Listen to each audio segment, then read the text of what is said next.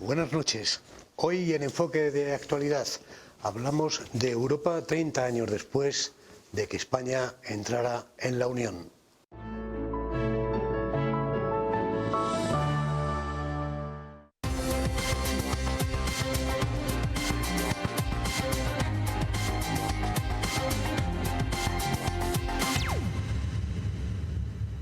Buenas noches. En Enfoque de Actualidad hablamos hoy de la Unión Europea. El 1 de enero de 1986, España comenzó a formar parte de la entonces Comunidad Económica Europea en un ambiente de euforia y ansia de los ciudadanos por superar una dura etapa marcada por la dictadura. Sin embargo, la actual Unión está viviendo las horas más bajas de aceptación. Valores como la defensa de los derechos humanos o la igualdad se ponen actualmente en duda en este foro del que forman parte ya 28 países del viejo continente.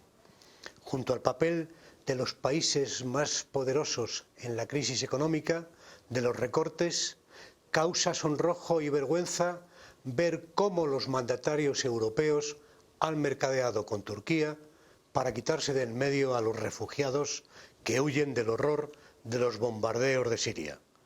Se critica la opacidad con la que se lleva la negociación del Tratado de Libre Comercio con Estados Unidos de América, el llamado TTIP.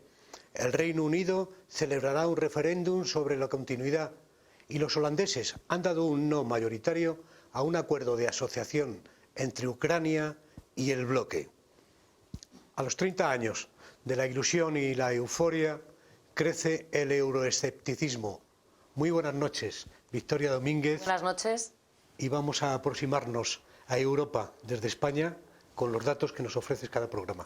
Pues comenzamos y para ponernos en situación lo que vamos a ver es qué es la Unión Europea y cuáles son sus instituciones. 28 países, 4 millones de kilómetros cuadrados, 508 millones de habitantes. Es la Unión Europea hoy. Nació en 1958 como asociación económica, la Comunidad Económica Europea, para crear un gran mercado que luego se convirtió en organización política. Con el Tratado de Maastricht, en 1993, cambió su nombre por el de Unión Europea. En 2002 se materializa la unidad monetaria con el euro, al que se adhieren 19 países. Las principales instituciones europeas son el Parlamento, elegido por los ciudadanos cada 5 años. Con 751 eurodiputados, 54 de ellos españoles, elabora leyes y decide sobre acuerdos internacionales. La Comisión Europea, que viene a equivaler a un gobierno y está formado por un comisario de cada país. El Consejo Europeo, que traza las grandes líneas políticas y en el que están los jefes de Estado o de Gobierno. Además, el Banco Central Europeo, que gestiona el euro y vela por la estabilidad de los precios, y el Tribunal de Justicia, que interpreta y aplica la legislación europea. En este momento hay 5 países candidatos a formar parte de la Unión: Albania, Macedonia, Montenegro, Serbia y Turquía. Los requisitos que deben cumplir: ser un Estado europeo, tener instituciones estables que garanticen la democracia, el Estado de Derecho y los derechos humanos, una economía de mercado en funcionamiento y la capacidad de afrontar la presión competitiva dentro de la Unión y aceptar los grandes objetivos de unión política, económica y monetaria, y ser aceptados por todos los países miembros. Esto es la Unión Europea, en la que España es el segundo país en extensión, el quinto en población y el 13º en Producto Interior Bruto per cápita. En las instituciones europeas trabajan 55.000 funcionarios. Vamos a ver ahora cómo se financia, qué aporta España y qué recibe de Europa. ¿Cómo se financia la Unión Europea? Pues con contribuciones de los países miembros, más o menos el 0,7% de la renta nacional bruta de cada uno. Un pequeño porcentaje del IVA y porcentaje sobre los derechos de importación de productos procedentes de países no miembros. En 2014, el último dato completo disponible, el presupuesto de la Unión Europea ascendió a 142.600 millones de euros. España recibió ese año 11.538 millones. La mayoría se destinó a la agricultura, 6.560, un 57%, el 32% a cohesión económica, social y territorial y el 9% a investigación y desarrollo. Las arcas nacionales contribuyeron a Europa con 9.978 millones. Una unión de países que, sin embargo, no se puso de acuerdo a la hora de dotarse de una constitución que fue rechazada en su día por Francia y Holanda. Y Holanda ha vuelto a decir no a la Unión hace unos días en un referéndum no vinculante, pero que ha hecho saltar las alarmas. Un 32% de los holandeses votaron y de ellos más del 60% dijeron no al acuerdo de asociación con Ucrania para crear una zona de libre comercio. Por otra parte, los ciudadanos del Reino Unido se pronunciarán el 23 de junio sobre el conocido como Brexit, la salida de la Unión Europea, una posibilidad que ha puesto en alerta al Fondo Monetario Internacional y a las bolsas de todo el mundo.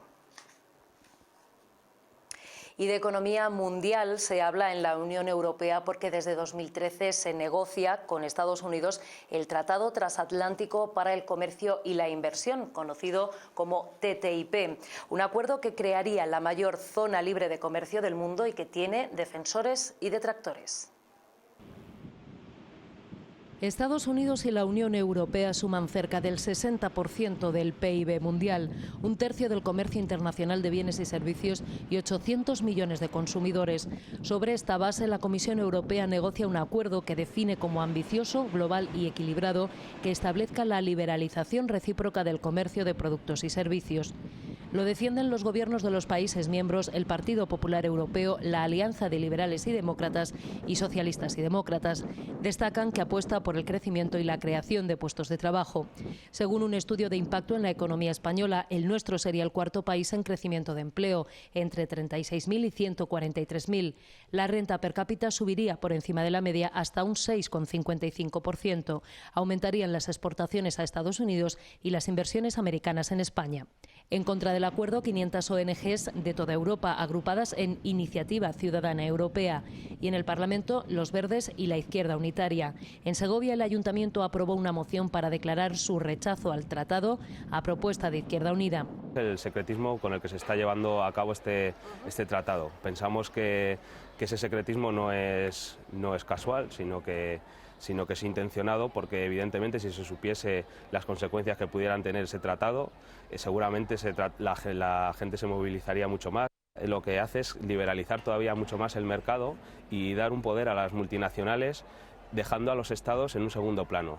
Serían las propias multinacionales las que mandarían el libre mercado. ¿Y eso en qué afectaría a los ciudadanos? Pues lo primero es en una reducción de derechos fundamentales, porque evidentemente los servicios públicos de los que podemos disfrutar en un Estado de Derecho pues se verían mermados, porque un servicio público nunca es rentable.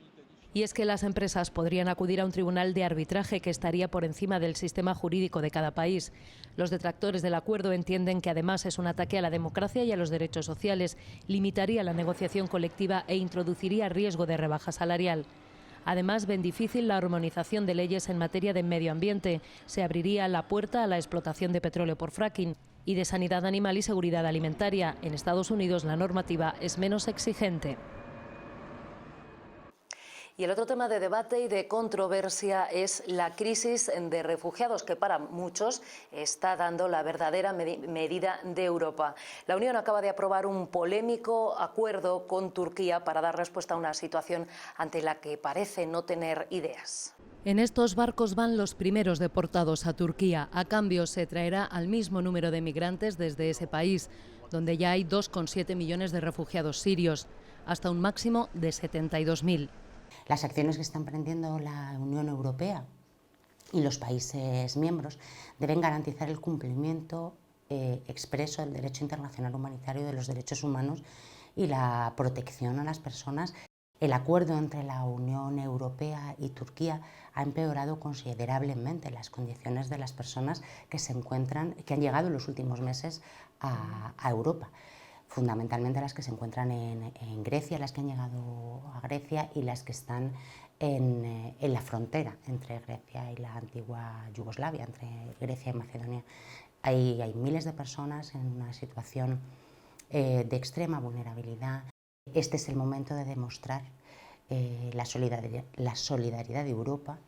Según ACNUR, en 2015 llegaron a Europa más de 1 millón de personas por mar, más de 34.000 por tierra desde Turquía o Bulgaria a Grecia, y casi 4.000 no consiguieron llegar, desaparecieron o murieron ahogados. La mayor parte de los refugiados están en Grecia, proceden sobre todo de Siria, Afganistán e Irak. A Italia llegan desde el África subsahariana. UNICEF recuerda que más de 22.000 niños refugiados están bloqueados en Grecia, el 10% no acompañados y separados de sus padres. Al no haber alojamientos suficientes, muchos han terminado pasando periodos cada vez más largos en detención preventiva, en dependencias policiales o en las instalaciones de recepción. De la crisis de refugiados hemos hablado también con el portavoz de Izquierda Unida en el Ayuntamiento de Segovia. Esta formación política ha denunciado al presidente del Gobierno por firmar ese acuerdo con Turquía. Consideran que puede haber cometido un delito de lesa humanidad.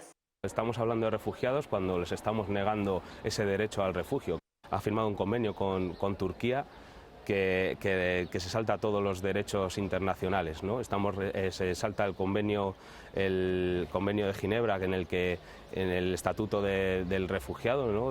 Restringiendo el derecho al asilo, y se está saltando los derechos humanos. Creemos que ahora mismo sentimos verdadera vergüenza por lo que está haciendo Europa.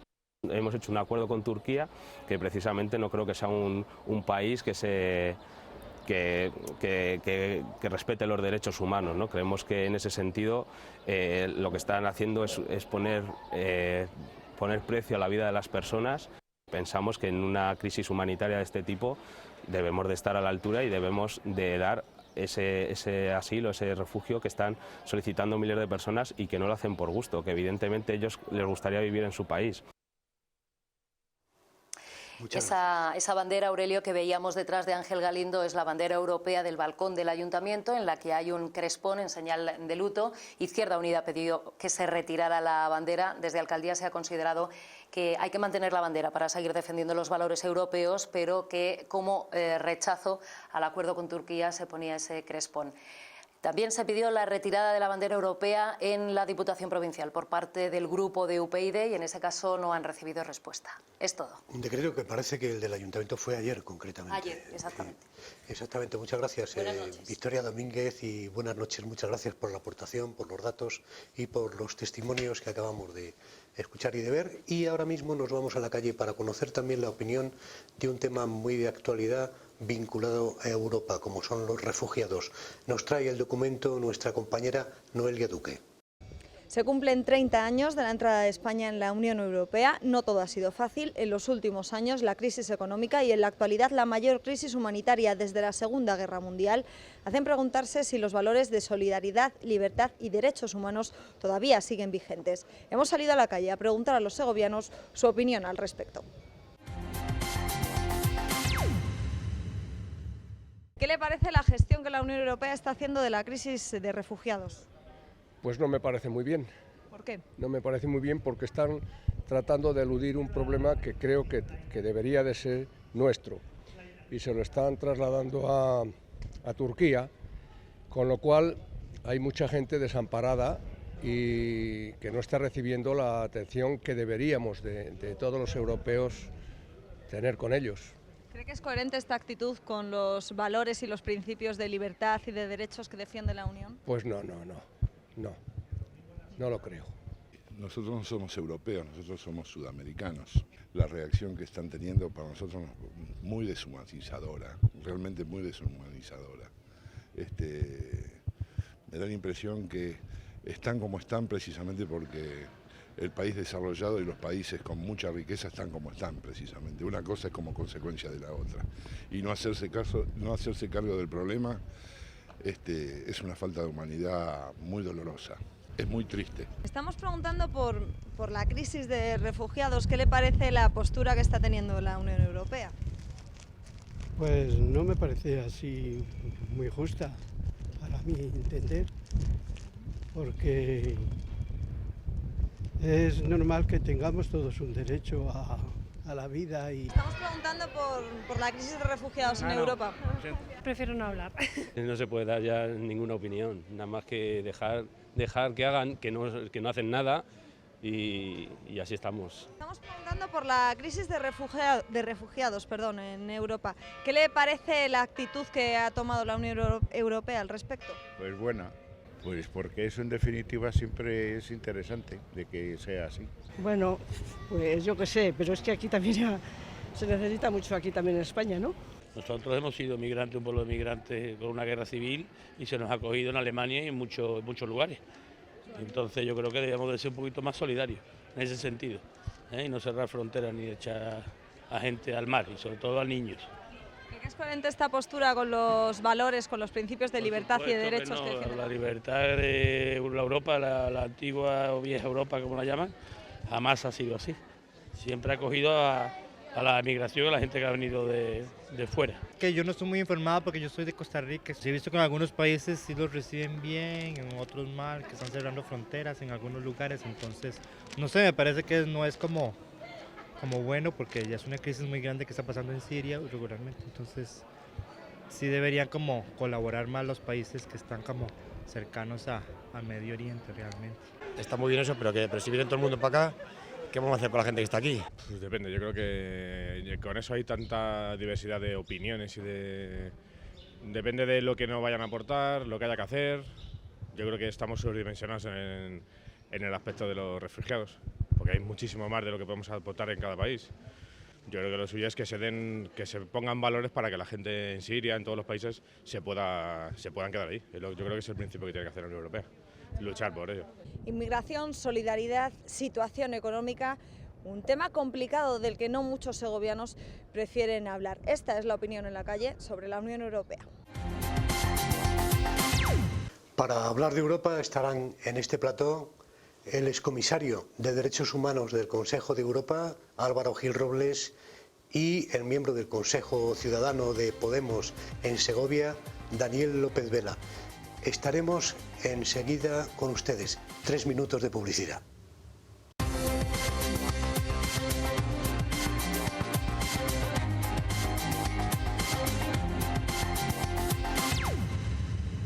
Estamos en Enfoque de Actualidad. Hoy hablamos de Europa, cuando España se ha cumplido el 30º aniversario de la presencia de España en esta unión. En el plató nos acompañan un experto en temas europeos, como es quien fuera comisario de Derechos Humanos del Consejo de Europa, pero también fue defensor del pueblo, Álvaro Gil Robles. Muy buenas noches. Buenas noches. Muchas gracias por estar aquí. No, agradecido por la invitación. Y el miembro del Consejo Ciudadano de Podemos, Daniel López Vela. Buenas noches. Buenas noches, muchas gracias por cumplir tu compromiso. Que hablaríamos de Europa y del tratado y de otros temas. Agradecido por ello y por haber traído a Álvaro, del que hoy voy a aprender mucho acerca de la historia y de la Unión Europea. Bueno, hemos tenido una primera parte donde la verdad es que la situación es muy favorable a los euroescépticos, sobre todo por la crisis del refugiado. También preocupa ese tratado con los Estados Unidos. Álvaro, ¿qué razones, si es que existen, hay para que en este momento España esté de una manera firme en la Unión Europea? Yo creo que son varias esas razones. La primera es que pensar que se puede estar fuera de la Unión Europea es pensar que se puede estar muchísimo peor de todas las dificultades que podamos tener hoy en día en este pacto entre los países que componen la Unión. Además, eso no quiere decir que la Unión Europea, tal como está hoy, por las dificultades que está pasando, nos guste a todos. Por lo menos a mí no me gustan muchas de las cosas que están pasando. Pero es un proyecto extraordinario, único en la historia de Europa. Conseguir, después de 2 grandes guerras mundiales, que tengamos unos objetivos comunes para unir una serie de países en una visión de futuro, intentando hacer una sociedad mejor para los que estamos en los países, mejor económicamente, pero no solo, cuidado, económicamente, sino mejor también desde el punto de vista de un proyecto político. Porque Europa, sin hablar de política, hablando solo de economía, es un error. Es lo que le gusta a los neoliberales, es lo que le gusta a los señores del Brexit, a los que no quieren estar en Europa. Europa, mercado común, no, eso ya lo dejamos atrás. Europa es un gran proyecto económico y político. Y hoy tenemos dificultades serias, de las que podemos hablar esta noche, de que ese proyecto pueda seguir avanzando. Porque en este momento tiene muchos palos metidos en las ruedas del proyecto. Pero repito, si hoy no existiese la Unión Europea, como en su día dijo Winston Churchill que había que crear esa Unión Europea, hoy habría que inventarla de nuevo. Podemos llegar a las instituciones precisamente al Parlamento de Bruselas y de Estrasburgo, al Parlamento Europeo. También ha hecho una política contra los recortes, una política contra los grandes países y las grandes potencias dentro de la propia Europa y la posición que han mantenido en la crisis, ¿no? Los ciudadanos, yo creo que ha calado más la idea de lo que han percibido los ciudadanos en la época de los recortes y del poder de los grandes que las razones que en este momento puede estar dando, por supuesto razones objetivas que puede estar dando Álvaro Gil Robles. El hecho es de que los ciudadanos piensan que en Europa hay ricos y pobres y que los más desfavorecidos seguirán más desfavorecidos. Evidentemente. Yo estoy muy de acuerdo con todo lo que ha dicho Álvaro. Sí que puedo ir un poco más allá, incluso analizando cuál ha sido el proceso de construcción europea. Yo creo que tenemos que distinguir lo que es Europa como ideal de lo que es la realidad de la Unión Europea, que poco tiene que ver con esos ideales iniciales.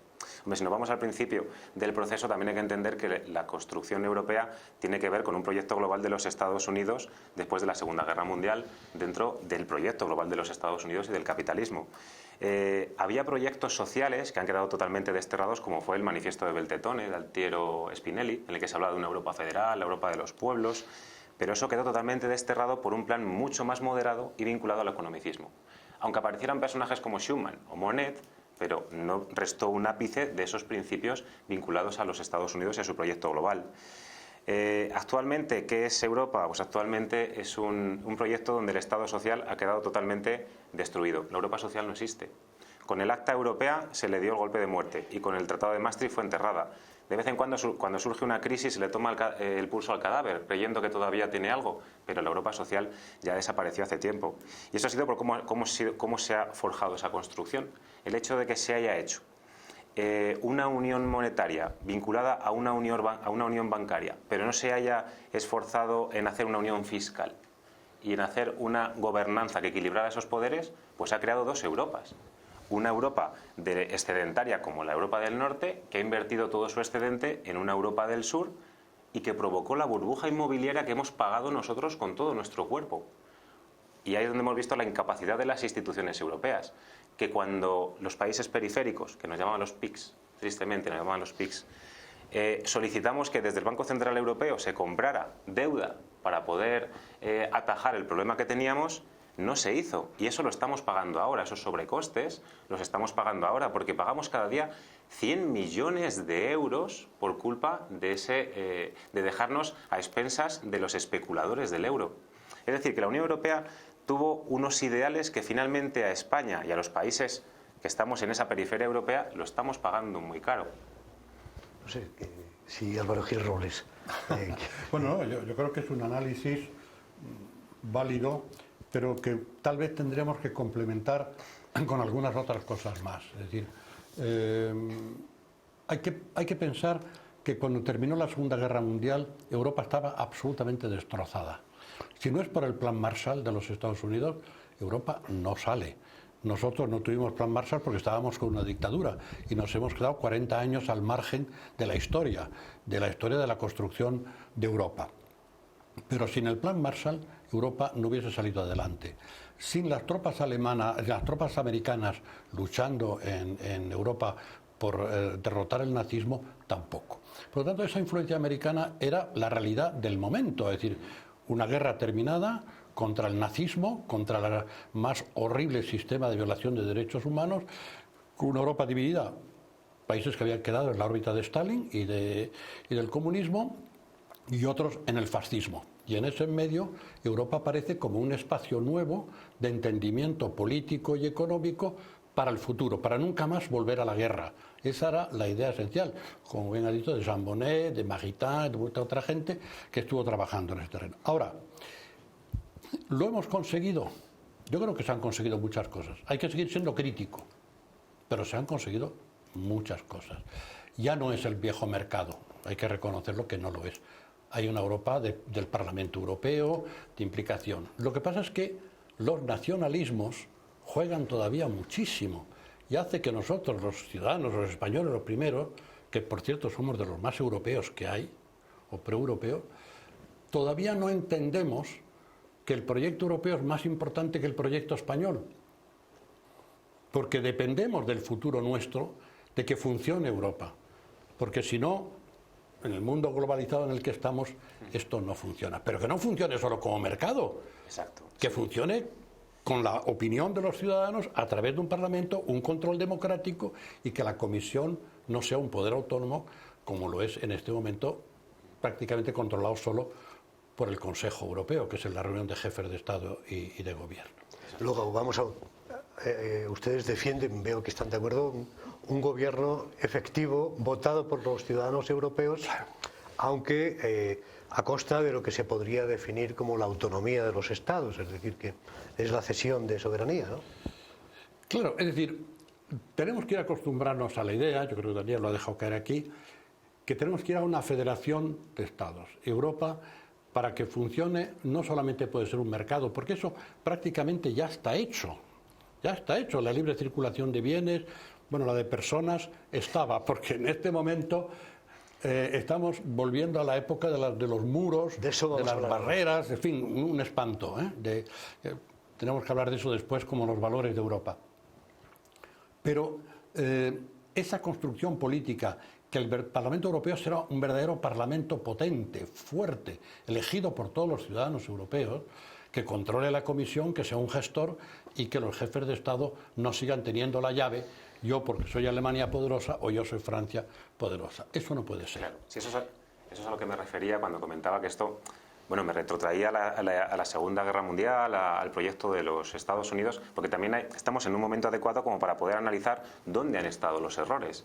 Y hacía referencia a ese manifiesto de Bentetton en el que Spinelli hablaba de la Europa federada, porque realmente se desterró para avanzar en el proceso económico, pero sin tener en cuenta el proceso social y el proceso de soberanía de los Estados para crear una auténtica federación de Estados europeos. Es decir, que ese sueño se abandonó, se dejó en un cajón. Y eso es muy triste porque es lo que ha derivado en los problemas que tenemos actualmente.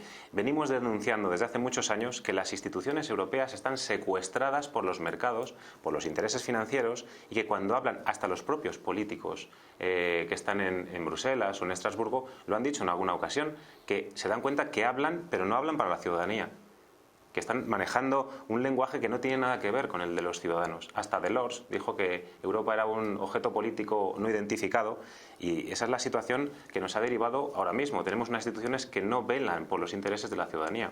Un ejemplo, ahora que nos asustamos tanto por el tema de los papeles de Panamá, resulta que existen paraísos fiscales dentro de Europa. Ahí está Malta, pero por ejemplo tenemos un paraíso fiscal en la City de Londres. Es el paraíso fiscal más grande existente actualmente, que maneja otros paraísos offshore que están en antiguas colonias británicas, que son islas. Bueno, pues resulta que hay otros paraísos, por ejemplo, como Luxemburgo, que ha forjado todo un sistema para que las grandes empresas puedan evadir impuestos.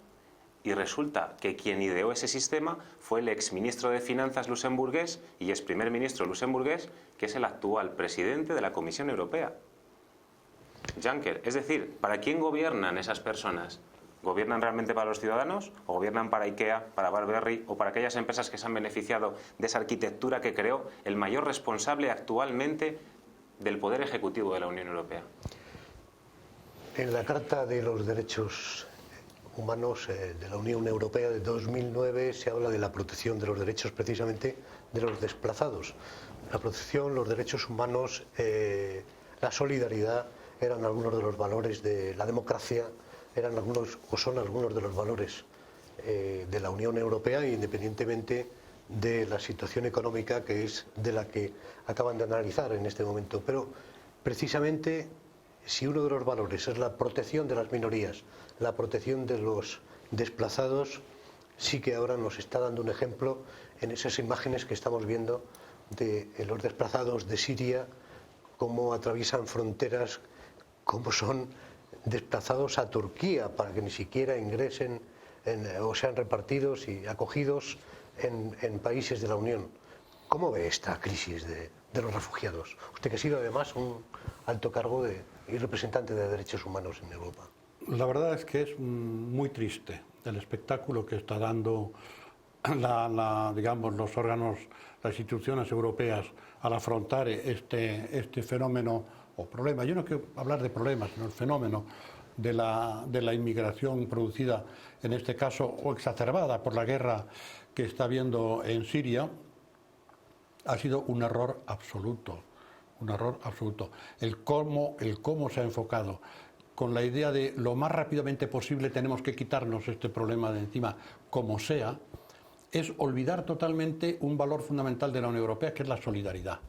Y olvidar completamente que todos hemos ratificado los tratados de no extradición de los demandantes de asilo y refugio, que es un elemento que además para los españoles tiene que ser muy querido, porque muchos de nosotros hemos vivido como exilados y sabemos lo que significa esa protección. Y que está expresamente prohibido expulsar masivamente. Yo como comisario me he opuesto en su momento a ese tipo de medidas.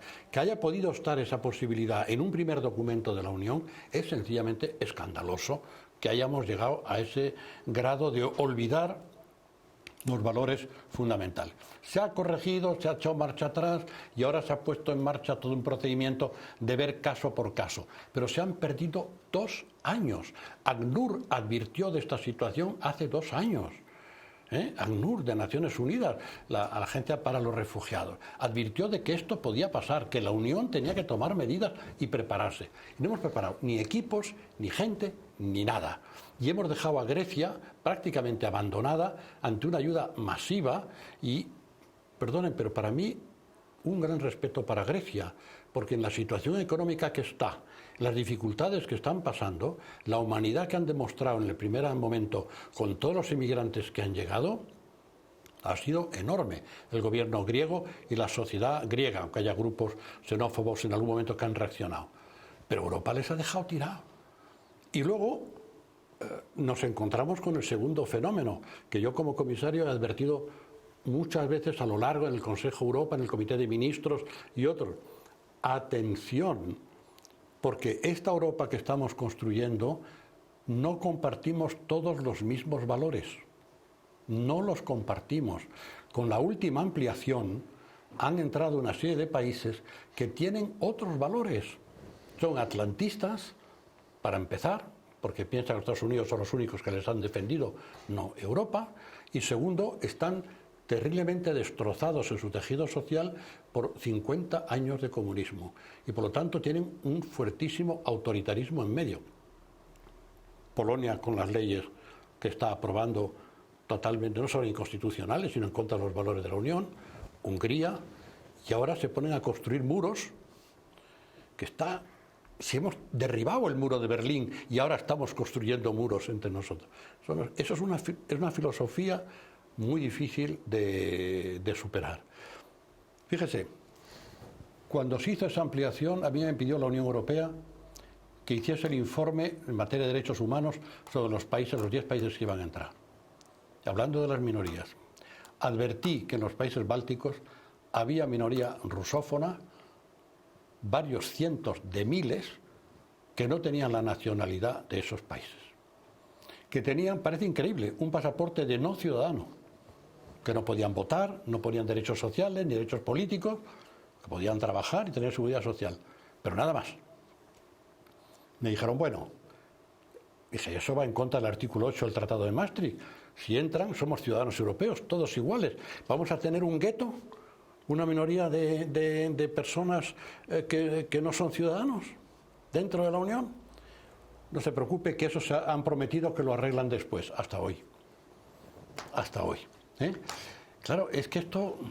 Pues totalmente de acuerdo con todo lo que ha relatado Álvaro. Vamos a ir unos minutos, concretamente 3 minutos a publicidad y enseguida, conoceremos la opinión que le corresponde dar. Ahora mismo volvemos.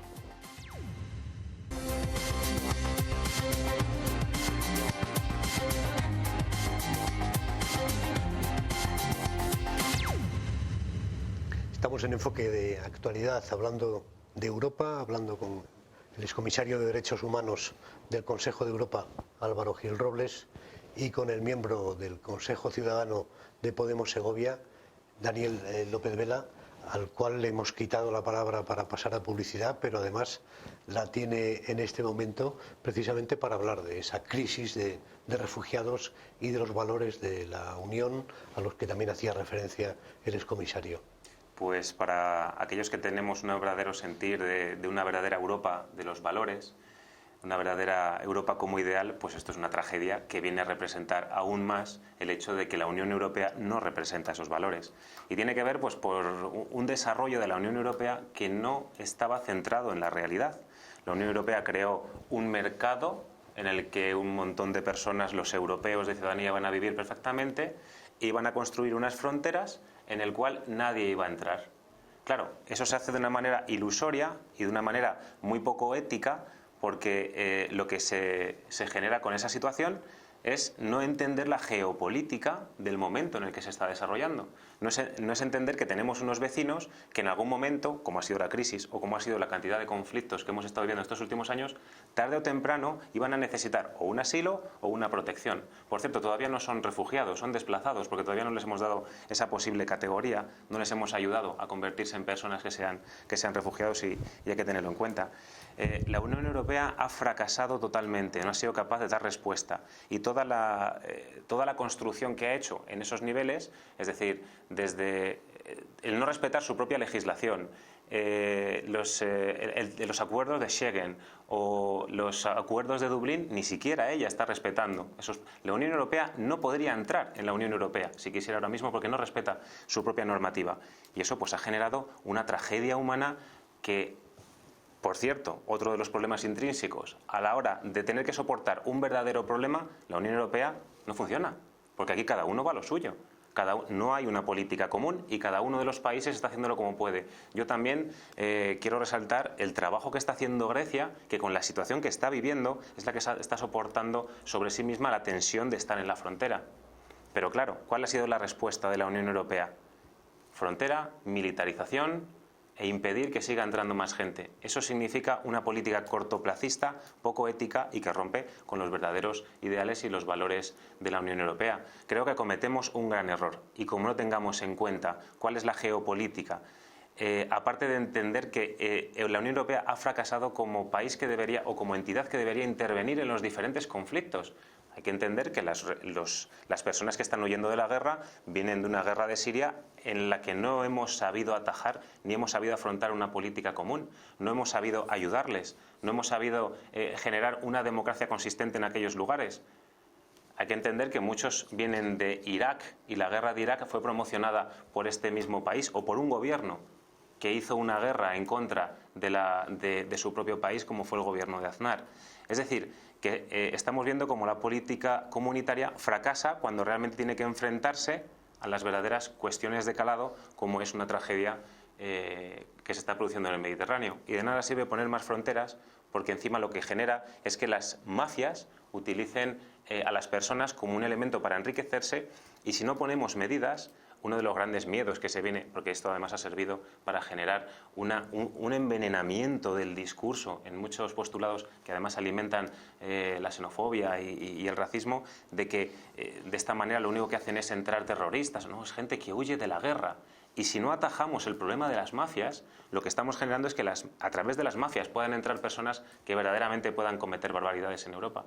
Tenemos que dar asilo a personas que huyen de la guerra. Es nuestro deber ético, moral, y como entidad europea, a largo plazo, tenemos que darles cabida. No nos queda otra que garantizar sus derechos. Por la confianza de los ciudadanos europeos, desde luego, la solución tiene que llegar de alguna manera, porque sí que es cierto que este es uno de los problemas que hace caer en sus horas más bajas a la Unión. Sí, pero si me permitís, yo haría una matización, porque el fondo lo he hecho es muy justo, pero tendríamos que distinguir entre refugiados, los que realmente refugiados, y lo que son la inmigración irregular. Yo no me gusta utilizar la palabra ilegal, porque un inmigrante nunca es ilegal. El que escapa de la miseria no es un delincuente. Y es verdad que uno de los grandes problemas que tenemos en Europa, como es un polo de atracción en virtud de que aparentemente tenemos un nivel de vida extraordinario en Europa, para los países del tercer mundo, sobre todo africanos y otros, hay una atracción para venir a Europa, especialmente Alemania, Inglaterra, etc. Es verdad que si no queremos que prospere la xenofobia, el racismo, los movimientos de extrema derecha, tenemos que decir emigración sí, pero controlada. Es decir, no se trata de que todo el que llegue a la frontera entre, porque entonces hemos perdido el control y sí que hemos provocado un problema interno.